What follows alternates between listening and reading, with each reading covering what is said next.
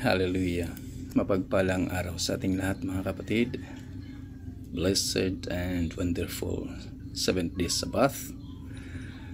Hallelujah. So sa araw na ito mga kapatid, meron na naman tayong pagninilay-nilayan na parte ng kasulatan na pinagkaloob, pinapahintulot ng ating may likha na ating mababasa o matatawag nating referensya upang mapanatili natin ang ating pananampalataya sa Kanya, mabigyan tayo ng mga referensya upang tayo'y makakapamuhay ng naayon sa Kanyang kalooban. Okay. So, ang tatalakayin natin mga kapatid, itong nasusulat na naman or sinusulat ng tinatawag nilang kontrobersiyang apostoles or disipulo ng ating Misaya, or tatawagin natin siyang pinagkalooban ng ating alahayam, ang ability to write sa pamamagitan ng pagpapahintulot ng ating Ama. Okay? So, nagiging controversial ito na topic dahil marami ang nagdidebate, marami ang nag-aaway-away sa mga katagang binibitawan o sinusulat ni Pablo dito sa Book of Romans, Book of Galatians, sa lahat ng kanyang mga sinusulat. Kaya sabi nga ni Peter, ni Apostle Peter, sa kanyang sulat na merong mga taong nagmamarunong, nagdudunong-dunungan na ini-interpret ang mga sulat ng mga pinapahintulutan ng ating Ama na magsulat, na magbabahagi sa salita ng alahayam, lalong-lalo na sa mga sinusulat ng kapatid na si Pablo. Sabi ni Peter na dahil sa kalaman na pinagkaloob ng Ama sa kanya, marami ang hindi nakakaunawa o nakakaintindi. Ngunit kapag ang banal na Espiritu ng ating Ama ang siyang mamumuhay sa ating kaloob-looban, magkukunikta sa ating diwa, maiintindihan natin ang kanyang mga sinasabi. We're not claiming that we are the one, but mga kapatid, pagsikapan lang natin iintindihin ang pinaparating ng ating alahayam through His written words and through the Spirit of Him. Okay? So, babasahin natin ang chapter 6 ng Book of Romans, mga kapatid. In English versions, in English Standard Version. Ito ang nasusulat.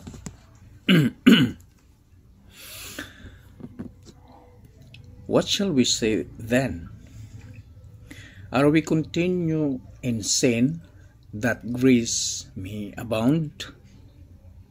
By no means. How can we who died to sin still live in it? Do you not know that all of us who have been baptized or cleansed into Messiah Yeshua were baptized or cleansed into His death? We were buried therefore with Him by cleansing or baptism into His death, in order that, just as Messiah was raised from the dead by the glory of the Father, we too might walk in newness of life. For if we have been united with him in a death like His, we shall certainly be united with Him in a resurrection like His. We know that our old self was hung or crucified with Him in order that the body of sin might be brought to nothing, so that we could no longer be enslaved to sin. For one of us died has been set free from sin. Now, if we have died with Messiah, we believe that we will also live with Him. We know that Messiah, being raised from the dead, will never die again. Death no longer has dominion over Him. For the death He died no sin. For once for all, but the life He lives to a lion. So you also must consider yourself dead to sin and alive to Alahayam in Messiah Yahushua. Let not sin therefore reign in your mortal body, to make you obey its passions. Do not present your members to sin as instrument for unrighteousness, but present yourselves to Alahayam as those who have been brought from death to life, and your members to Alahayam as instrument for righteousness.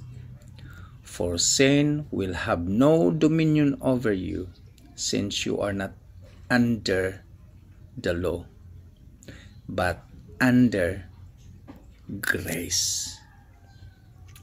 What then? Are we to sin because we are not under the law, but under the grace? By no means. Or Alahayam's forbid.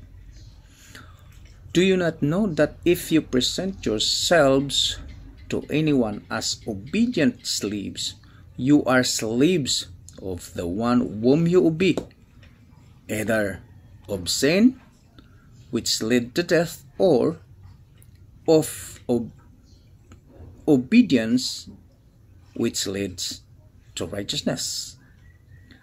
But thanks be to our Alahayam that you, who were once slaves of sin, have become obedient from the heart to the standard of teaching which you were committed. And having been set free from sin, have become slaves of righteousness. I am speaking in human terms because of your natural limitations. For just as you once presented your members as slaves to impurity and to lawlessness, leading to more lawlessness, so now present your members as slaves to righteousness, leading to sanctification. For when you were slave of sin, you were free in regard to righteousness. But what fruit were you getting at that time from the things of which you are now ashamed? For the end of those things is death. But now that you have been set free from sin and have become slaves of Alahayam, the fruits you get leads to sanctification and its end, eternal life. For the wages of sin is death, but the free gift of Alahayam is eternal life in Messiah Yahushua. our King and Master. Hallelujah. So mga kapatid, mga kaibigan, o kung sino man ang makakapanood sa video na ito o sa recording na ito, kadalasan nating naririnig sa mga nagtuturo sa salita ng ating layam, whether it is a written book by the apostles or the prophets, kadalasan ang kinukuha lamang na mga verso ay tungkol or para mapatunayan lang ang kanyang ginagawang theme or topic, yung topiko na kanyang ilalahad. Katulad na lang sa sinasabi ni Paul doon sa Ephesians chapter 2 verse 8 to 9 that for you have been saved by grace through faith, and this is not for your works. O hindi nyo ito pinagpaguran, kundi ito isang habag, bigay na habag ng ating alahayam. Yes, is it true? Absolutely. Ngunit na ipapaliwanag na natin ito noon sa ating natatalakay patungkol sa ano ba ang habag na binigay ng ating alahayam sa sangkatauhan. Itong talatang ito mga kapatid, itong chapter na ito sa Book of Romans na sinulat ni Pablo sa mga believers na mga Romano, kanyang ipinaliwanag dito na dahil tayo ba ay nagkaroon na ng kaligtasan na tinatawag,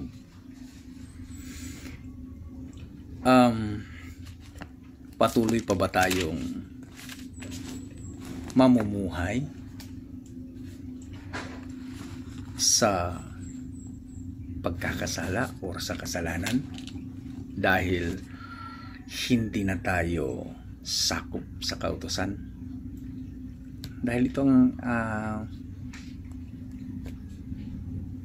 ating mababasa dito, that we are not under the law. Yeah? Sabi niya dito sa verse 15, verse 1 pa lang pinaliwanag na niya, pero dito sa verse 15 sabi niya, ano ba? What then? Are we to sin or continue to commit a sin because we are not under the law but under the grace? Sabi niya, by no means. Hindi mangyayari yun. Dapat hindi mangyayari yun. Sa ibang translation, nasusulat pa doon, alahayam's forbid.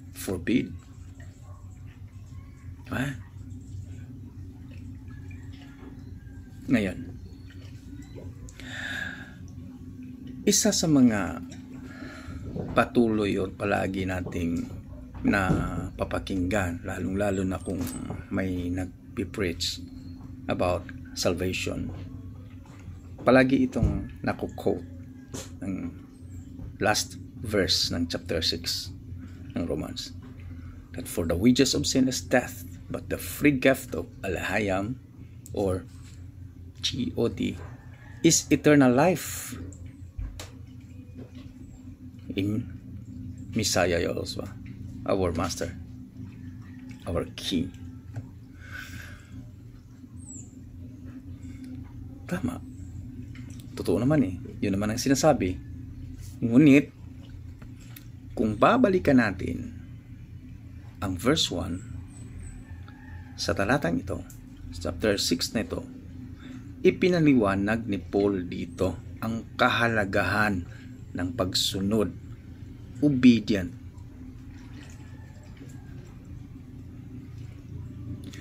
Binigay na ng ating alahayam ang habag, grace, the unmerited favor, the unconditional love from our Almighty Creator through His Son, through our Messiah. Sabi pa nga niya doon sa chapter 1 verse 12 ng John na kung kayo'y maniniwala at tatanggapin ninyo ang anak, ang Messiah, alahayam itself gives you the power, the authority to become His children. No question. Absolutely true and absolutely yun ang ibibigay ng Ama. Tutuparin niya. But ano ba ang gagawin ng tao to become and to have the power, to have the authority to become His children or one of His children and so-called and na tinatawag niyang my people? Ano ba ang dapat gawin? Yung in words lang ba? By words lang ba? Na sige, okay, tinatanggap ko na ang Messiah. Tinatanggap ko na. In the Christian world, yes, I receive and believe, I believe and receive Jesus in my life. So, gano'n na lang kadali. Yes, gano'n lang naman kadali. Siyempre. Ba't wala na ba tayong gagawin? Wala na bang gagawin ng isang individual kung siya'y naniniwala at tatanggapin niya bilang kanyang master, bilang kanyang Adonai, ang Messiah? Pinaniniwalaan niyang ginawa ng Messiah ang duty and responsibility niya to save mankind, to save people. But first thing first, pinadala ang Messiah. Ang Messiah mismo ang nagsasabi sa Canaanite woman, sabi niya, babae, woman, pinadala ako to seek and save the lost. Sino yon ang pinatutungkulan?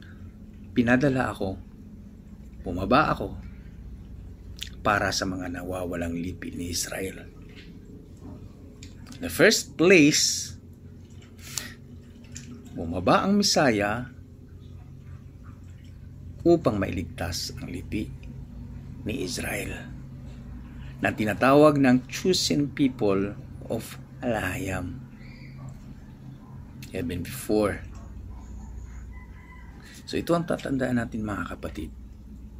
Ngayon, kung ikaw man, ako man, ay hindi bloodline ni Israel, huwag tayong mag-alala. Dahil ang provision na ibinigay ng Ama ay hindi lang specifically sa lipi ni Israel, kundi sa lahat. Dahil ang ating Ama, ang ating Alahayam, the Almighty Creator, ay walang sinisino.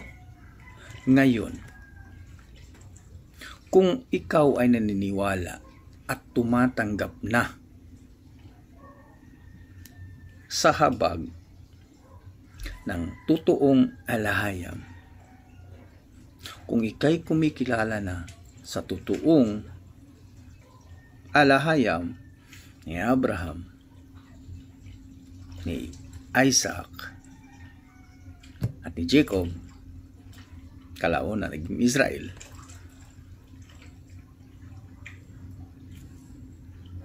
kailangan mong sumunod sa tuntunin ng alahayam ni Abraham, Isaac, at ni Jacob. Diba? In the first place, itong nakakamtan, nababasa natin, o natutunghayan natin, na tinatawag ngayon na Biblia, pagmamay-ari ito sa lipi ni Israel. Sino ba ang mga nagsusulat dito? Originally, anong klaseng tao sila? Sino ba sila? At bakit ang daming nang nagkiklaim that they are the one? Diba? Bakit? So titingnan muna natin dito mga kapatid. Balik tanaw lang muna tayo. Dahil itong binabasa natin na chapter 6 ng Romans, kalakip dito ang history. Uugatin natin kung bakit nakapagsabi si Pablo nito. Dahil ito'y na overused, misinterpreted ng karamihan. Ang habag na ito, ang grace na ito. Kailangan nating ugatin muna. Hindi man natin maugat sa ngayon ang pinakabuod, ang whole picture. But I really believe sa tulong ng ating Ama through His Holy Spirit, He will guide us this moment today. He will guide us na maiintindihan natin kung bakit nakapagsabi si Pablo ng ganito. Ano ba ang nangyari sa mga mananampalataya na ito? Kung bakit sinusulatan ni Pablo ng ganito? Isa pa sa na nagiging natutuklasan natin, mga kapatid, sa mga translation na meron tayo ngayon, ang daming mga edited, ang daming mga nangyayari na hindi na sorted or hindi na angko ang translation na nababasa natin from the original script or from the original writing. Okay? Uulitin ko mga kapatid, sino ang nagmamay-ari original ng kasulatan ito? Mga Hebrew people. Lalong-lalo na sa kapanahunan nila ni Moses, lalong-lalo na sa Old Testament na tinatawag. It was written by their own dialect. Sino sila? Sino si Moses na nagsusulat sa 5 books or 6 books nang tinatawag natin ngayon na Biblia? Anong lingwahe ang ginagamit nila ni Moses noon? Kung ating uugatin ang history, ang genealogy ng mga taong ito, they are called Hebrew people and their dialect is Hebrew.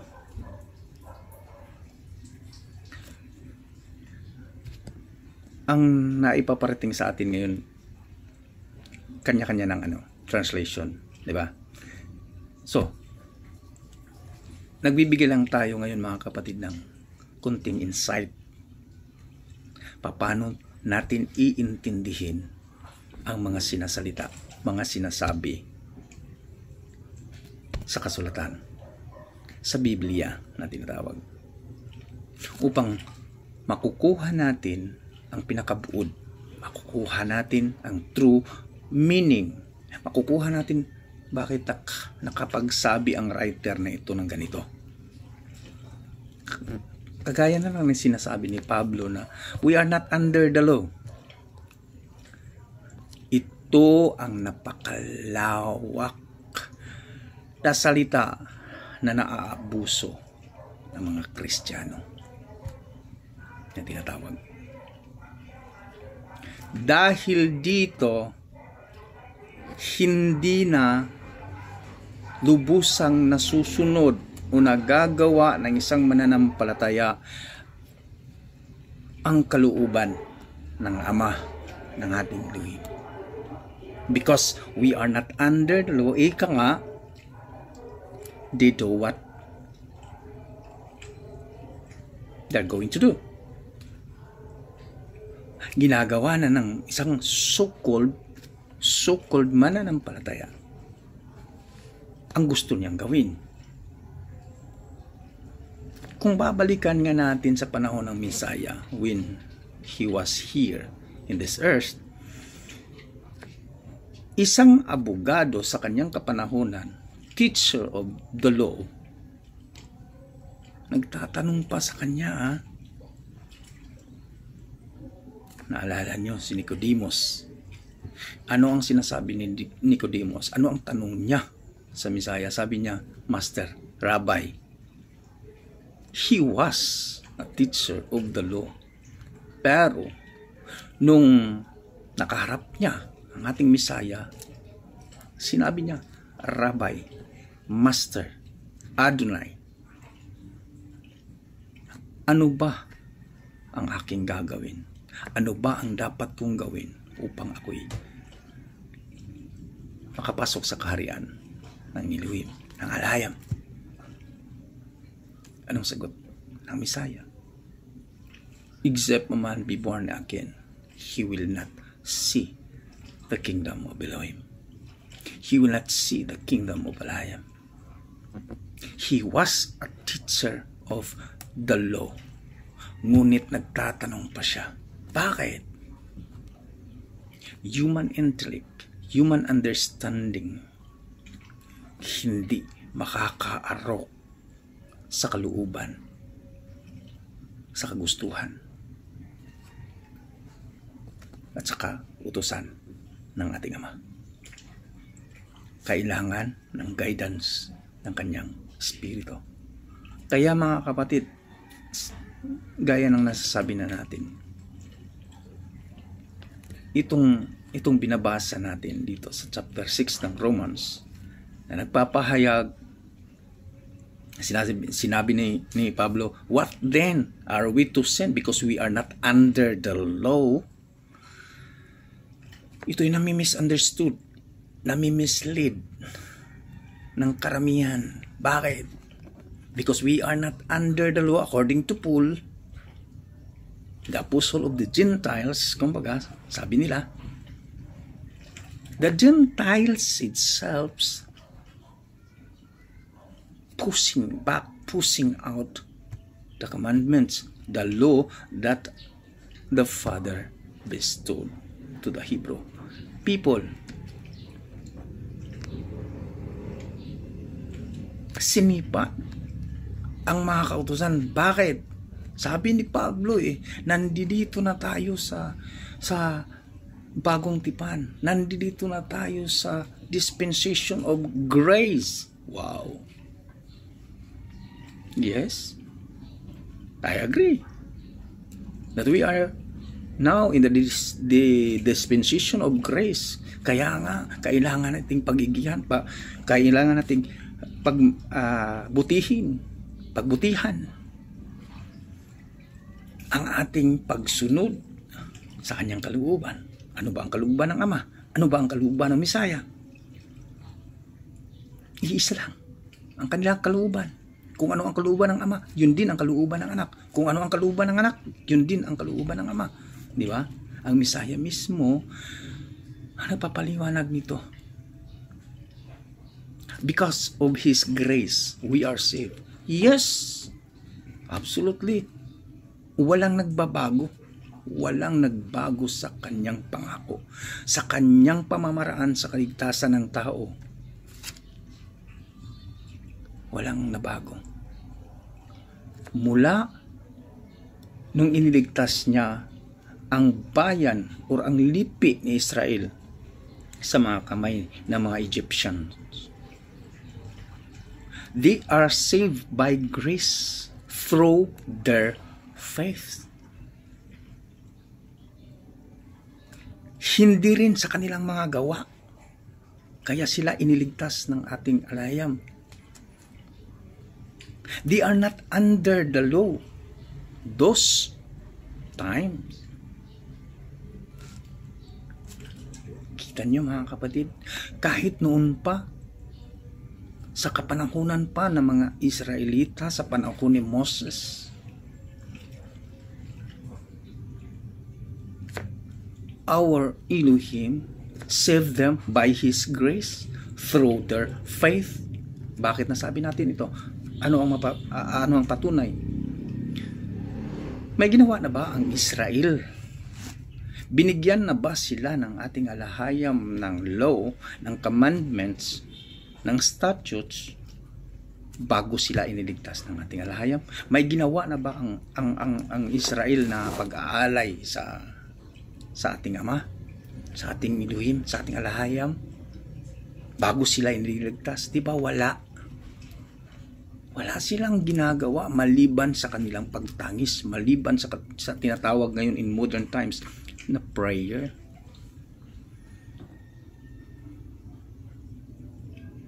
Tumatangis sila dahil they are lipi ni Israel nga. Napunta sila sa Ehipto dahil kay Joseph. Diba? So ngayon, iniligtas sila ng alahayam, pinalabas sila sa bondage of slavery from Egypt na wala pa silang ginagawa. Naniwala lang sila sa sinasabi ng ating alahayam through Moses. Naniniwala sila na answered prayer ito. May ginawa na ba sila? Ginagawa na ba nila ang kautusan? Binigyan na ba sila ng kautusan ng ating Ama? Wala pa, hindi pa. Sinalba muna sila dahil sa habag, dahil sa grace ng ating alahayam through their faith. Hindi nila gawa dahil na sila'y maliligtas. Hindi. Naniniwala sila. Yes. Kaya binigyan sila ng habag, ng grace, the unmerited favor of our alahayam. Kaya pinalabas sila. Naniniwala sila. Kaya kalaunan, binigyan sila ng rules and regulations upang mapanatili nila ang habag na ibinigay ng Ama sa kanila upang marating nila ang kanyang pangako. Yung promised land na kalaunan, some of the elders of Israel na pinalabas niya from Egypt, hindi nakarating sa lupang pangako kasama na si Moses. Iilan lang. Originally, okay? Yung mga elders. Baka ma-misinterpret na naman tayo. Sa mga nauunang mga lumabas sa ito, sino lang ang nakapasok sa promised land? Ang lipi lang ni Joshua at ni Caleb. Okay? So, saved by grace through their faith. Pagdating ng Misaya sa bagong tipan hanggang sa ating kapanahunan ngayon, ano ang napapairal? Ganun pa rin. So, it is true, absolutely true, ang sinasabi ni Paul sa Ephesians 2 verse 8, 9. Kung tayo'y naniniwala, okay? Kung tayo'y tumanggap, naniniwala sa Misaya, yes, we have the power to become the children, to become one of the children of our alahayam, of our Elohim. If we believe and receive, yes. Pero wala na ba tayong gagawin? Ano ang sinasabi ng Misaya contradicting sa mga iniisip ng mga nagpupush ng doktrina ng saved by grace? Ano ang di ba si Pablo ang nagsasabi nito? At si Pablo din ang magpapatutuo na misunderstanding ang naiisip mo, kapatid, kaibigan, na it is by grace alone, or through, even though through your faith, okay na ang lahat. Makakapasok ka na sa kaharian na inihanda ng ating alhayam. Remember the elders from Egypt na binigyan din ng grace ng ating alhayam. Hindi sila nakakapasok sa kaharian or sa promised land na inihanda ng alhayam. Kaya kailangan natin, mga kapatid, na pagninilay-nilayan ang mga bagay-bagay ding ito. Sabi nga ni Pablo, ulitin ko, what then? Are we to sin because we are not under the law, but under the grace? By no means. Alhayams forbid. Ito ang iisipin natin, mga kapatid. Kahit sa simple, may binaviolate ba ang ating Messiah when He was there? Nasabi ng karamihan, ay ginawa na ng Messiah ang lahat. Ginawa ng Messiah ang lahat ng pamamaraan na mailigtas niya ang sangkatauhan. Kaya ginawa na ng Messiah.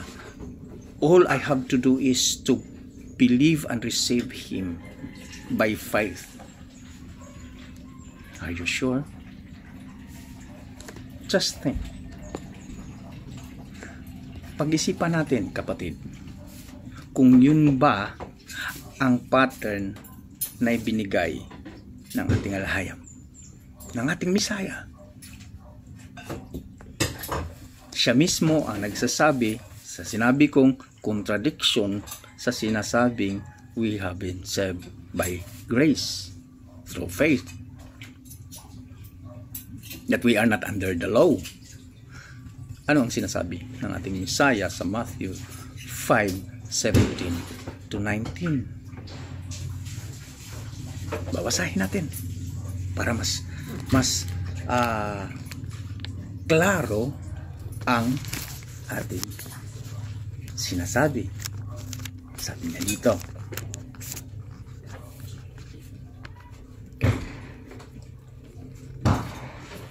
Matthew 5.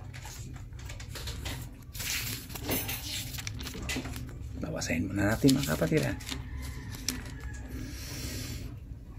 Ito ang nasusulat. Ito ang sinasabi natin, Messiah. Do not think that I have come to abolish the law or the prophets. I have not come to abolish them, but to fulfill them. Ang sinasabi naman ng karamihan na nagsisipa, bumabali sa kautusan, sabi naman nila, oh, di ba? Yan. Sinabi nga ng Messiah, dumating siya, hindi upang i-abolish, pero tutuparin niya, gagawin niya. Okay? Sige, pagbigyan natin. Magbasa pa tayo. For truly I say to you, until heaven and earth pass away, not an iota, not a dot will pass from the law until all is accomplished. Therefore, whoever relaxes one of the least of these commandments and teaches others to do the same will be called least in the kingdom of heaven.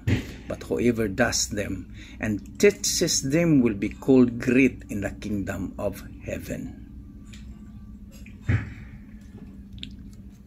Ngayon, mga kapatid, para sa kanya ba itong sinasabi niya? Sa kanya lang ba specifically? Siya lang ba ang gumagawa or gagawa sa kautosang sinasabi na ito? Na hindi i-abolish? Basahin mo sa sarili mo, kapatid. Paulit-ulit at magninilay-nilay at bigyan ng daan ang banal na espiritu na magsasalita sa inyo. Hindi itong isang individual na ito. Tayo'y instrumento lamang ng pagpapaalala sa salita ng ating hayag. Do not think that I have come to abolish the law or the prophet. I have not come to abolish them, but to fulfill them. Ano ang sinasabi ng ibang mga manunuro sa pag-picture out nila sa katauhan ng Messiah? Diba? Sasabihin that the Messiah is the ultimate image, the ultimate example to the mankind how to live, how to do the will of the Almighty Father. So kung ganun ang paniniwala mo sa Messiah, pagkakilala mo sa Messiah, so yun din ang gagawin mo. So yun din ang gagawin natin. Di ba sinabi ni Pablo dito sa binabasa natin? That we are. Okay? Sabi niya, we are hung, we are crucified.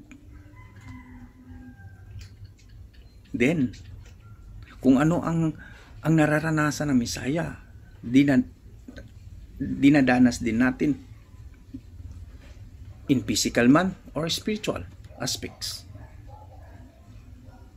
Diba? Diba sabi ng Messiah kay Nicodemus, except a man be born again, he will not see the kingdom of Elohim. He will not see the kingdom of Elohim. So, kung ikay maisisilang muli spiritually, doon mo palang makikita, maaaninaw sa Bisaya yun eh. Doon po mo pa makikita the glimpse of the kingdom of heaven. Hindi ka pa nakakapasok kung ikay naisilang when you are born again. May gagawin ka pa. So sa susunod na sinabi ng Messiah, sabi ng Messiah, except a man be born in water and spirit, he will not enter the kingdom of heaven. The kingdom of Elohim. So mayroong mga proseso, mga gagawin ang tao. Ngayon, kung tayo'y naniniwala sa Messiah, kung tayo'y naniniwala na tayo'y iniligtas niya through His death on the tree, or kung cross man, sige na, sige, cross kung cross, kung kahoy, kahoy, sige. Kung sino ang naihahang, naibibitin sa kahoy, okay, yun ang kapamaraanan noon eh. Diba? So kung ikay naniniwala that our Messiah crucified because of your sin, bakit hindi mo gagawin ang ginagawa ng Messiah at sinasalita ng Messiah? Ito pa, simple lang na binabali ng karamihan. Nataliwas naman kung babasahin natin context by context, pagninilayan context by context, isa ito sa mga na ililihis masyado sa paniniwala at pananampalataya at sa pagbali-pagsipa sa rules and regulations ng ating Ama, ng Amang makapangyarihan. Simply as the dietary law na pinasulat niya kay Moses, binigay niya kay Moses ang mga pwedeng kakainin at ang hindi pwedeng kakainin. We are not under the law, kaya pwede na tayong kakain ng kung ano-ano ang gusto nating kakainin. Ganun ba ang sinasabi ng Messiah? Yes, kapatid, yun ang sinasabi ng Messiah. Sabi ng Messiah doon sa Mark chapter 7, sinabi niya na hindi ang makakarumi sa tao ang pumapasok sa bibig, kundi yung lumalabas, kaya pwede nang kainin. Are you sure? Uulitin mo kaya ang pagbasa sa talatang iyon contextually, hindi yung kakarampot na verso. Bakit nasasabi ng Misaya yon? Bakit niya sinasabi sa mga Pariseo o sa mga taong nandoon sa panahong iyon? Bakit niya nasasabi ang ganun? Papaalala lang natin. Sige. Bakit nasabi ng Misaya yon? Dahil sa simula ng obserbasyon ng mga Pariseo, kumakain ang kanyang mga disipulo, ang kanyang mga apostoles, ang mga disipulo niya, kumakain diretso nang hindi naghuhugas ng kanilang mga kamay. Which is, nandoon sa tradisyon. Ito'y mga Hebrew people na mga lipi ni Israel. Lipi ni Juda, sige. Hudyo. Mga Hudyo na ang mga taong ito, Descendant of Judah. Okay? Mga lipi ni Juda. Ngayon, dahil sa tradisyon nila, okay naman. Tinatawag ngayon in modern time, table manner. Okay, maganda naman Maganda namang tradisyon. Ngunit, pinupuna ito ng mga hypocrites na tinatawag ng Misaya. Pinupuna nila dahil lang sa kagustuhan nilang hindi masasapawan ng Misaya dahil marami ang sumusunod sa Misaya. Ngayon, ano ang pinatutukulan ng Misaya? Hindi yung makakarumi sa tao, yung hindi paghuhugas ng kamay na kumakain ng kanyang mga disipulo. Ngunit ako'y naniniwala, mga kapatid, alam ng mga disciples kung marumi ba ang kanilang mga kamay o hindi sa panahong yun. Pero hindi na natin pagtatalunan yun. Sige, palagay na natin marumi. Kaya nga sinabi ng Misaya Pero, do you think, mga kapatid, mga kaibigan, na ang kinakain nila ay unclean food na tinatawag sa Biblia? Absolutely not. Because Jews or ang mga Hudyo, ang mga Israelita, istrikto nilang napapatupad at tinutupad ang kanilang pagkain na hindi sila kumakain ng mga declared unclean food sa Torah. Yun ang iisipin natin sa ating kapanahunan ngayon.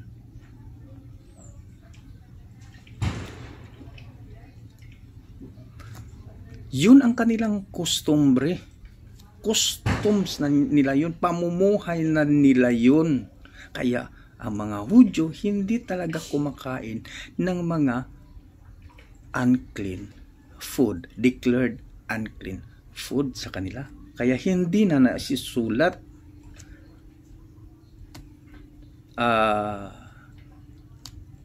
hindi na nai-enumerate ni Matthew, ni Mark kung ano ang mga kinakain nila. Understood yun because they are Israelites, they are Hebrew Israelites, they are Jews, they are Hudyo. Kung babasahin mo contextually, maiintindihan mo kung bakit nakawagsabi ang Misaya. Ang siste kasi, para lang mapatunayan or isutid lang ang topic,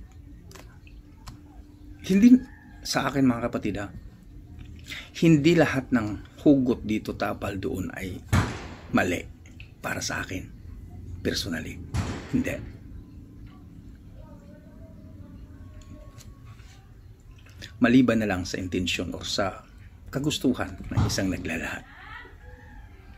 Ngunit, yung paghuhugot mo, pagkukuha mo ng referensya, kailangang suited ito in season or out of season naman. Contextually, kailangan itong suited. Hopefully. Yan sana ang maiintindihan ng karamihan. Ngayon, sinasabi nila, hindi. Nililinisan na, kapatid. May nasusulat. Yes, may nakikita ako. May nababasa ako.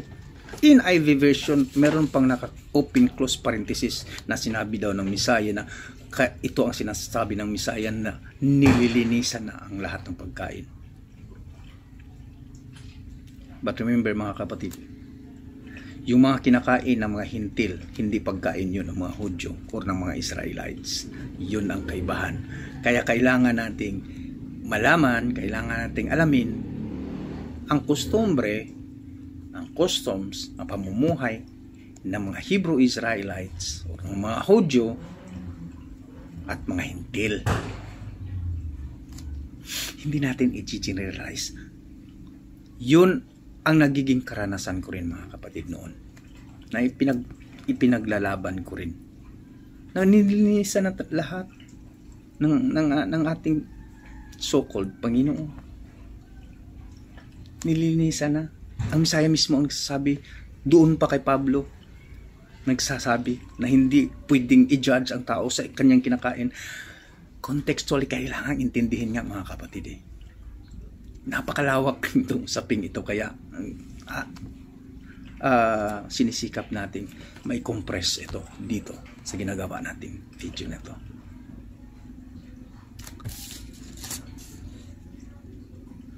Are we to sin because we are not under the law but under the grace? By no means, sabi ni Paul. Kaya mga kapatid, meron pa kapatid, sabi ni Peter sa Alahayam. Di ba ang sabi ng Alahayam nung si Peter ay binigyan ng vision? Anong declaration ni Peter? Tingnan nyo mga kapatid doon sa Acts, Book of Acts, chapter 10. Ang declaration ni Peter, Master, hindi pa ako kailanman mula nang ako'y maisilang, hindi pa ako nakakakain ng maruruming pagkain. Tingnan nyo, just take note sa sinasabi ni Peter, sa declaration ni Peter. Kailanman, Alahayam, Master, kailanman ay hindi pa ako nakakakain ng maruruming pagkain. Ano ang sagot ng Alahayam? Ito ang isasagot siguro ng mga taong gustong kumain ng kung ano-ano. Sisipain ang dietary law ng Alahayam. Ang sagot ng Alahayam, Peter, huwag mong tatawaging marumi ang nililinisan ng Elohim. True? True. Yes. Agree. Are you agree? I am agree. Also. Pero intindihin natin mga kapatid, kung babasahin natin contextually ang pangyayaring yon, tungkol ba talaga sa physical na pagkain ang pinag-uusapan nila ni Peter at ng ating Alahayam sa kanyang vision? Vision yun ha, hindi actual, physical, practical na nangyayari. At ano ang kasunod na pangyayari? Diba? Patungkol yun sa kaligtasan sa bahay o sa sambahayan ni Cornelius. Because Cornelius is a Roman leader na tinatawag ng mga Hudyo na marurumi, Gentile, hintil.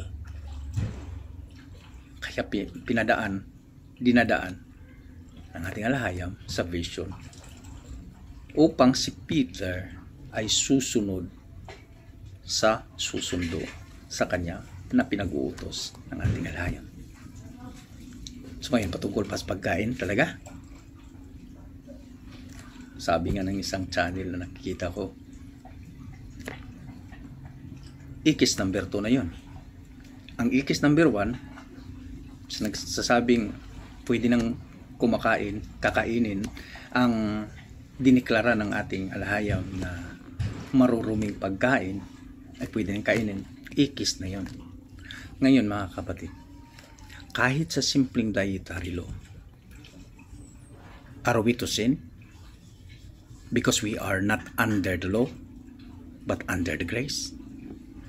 Anong law ang sinasabi din ni Pablo sa kasulatan ito? Anong law ang nami-mislead, nami-misunderstood ng karamihan sa sinasabi ni Pablo? Yun ang ating tatalakayin sa susunod nating video. Dahil napahaba na tayo mga kapatid. Baka antukin ka na. Anyway, I don't think so na antukin ka. Antukin tayo. But for the sake of deliberation, anyway, sorry. Nagpapatawa lang ako mga kapatid dahil sobrang ano na.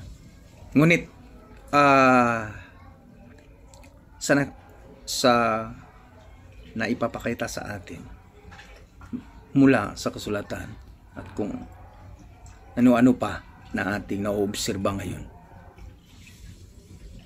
kagustuhan ng adversaryo na mawawala tayo sa landas na inihanda ng ating alahayam, kagaya ng ginawa din noon ng adversaryo sa mga Israelita na hindi nakapasok sa Promised Land. Dahil sa gutom, dahil sa kawalan, dahil sa kung ano-ano pa. Kung ating titingnan ang journey ng mga Israelita from Egypt to Promised Land,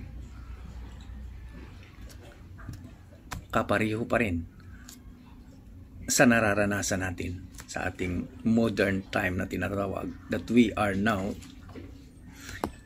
almost in the end times. Hallelujah. Hopefully mga kapatid, nakakapagbigay na naman tayo ng insight, kaliwanagan. Hopefully na ipaparating natin ang message ng maayos, nasisimplified sa tulong ng banal na Espiritu ng Ama. So malamang kung ipapahintulot ng Ama, meron pang part 2 ito. Once again, be blessed. Sa ngayon mga kapatid, tayo magsasabi ulit na be blessed sa ating lahat. Ingat ang lahat. Mahal ko kayong lahat. Be blessed. Shalom.